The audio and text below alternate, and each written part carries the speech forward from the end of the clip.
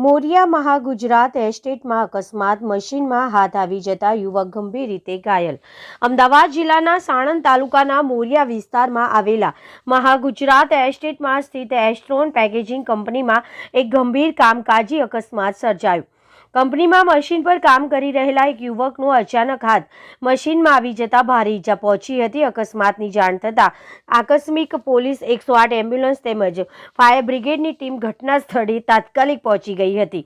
Fire બ્રિગેડની મદદથી યુવકને મશીનમાંથી બહાર કાઢી તાત્કાલિક સારવાર માટે હોસ્પિટલ ખસેડવામાં આવ્યો હતો। ઈજાગ્રસ્ત યુવકનું નામ ચૌહાણ રાજુભાઈ બેચરભાઈ હોવાનું જાણવા મળ્યું છે। તેઓ લીંબડી તાલુકાના દેવપરા ગામના રહેવાસી છે અને છેલ્લા 6 વર્ષથી એસ્ટ્રોન પેકેજિંગ કંપનીમાં નોકરી કરી રહ્યા છે। ઘટનાને લઈને પોલીસ દ્વારા આગળની તપાસ હાથ ધરવામાં આવી છે। ઘટનાની આસપાસના કામદારોમાં ભય અને ચિંતાનો માહોલ સર્જાયો।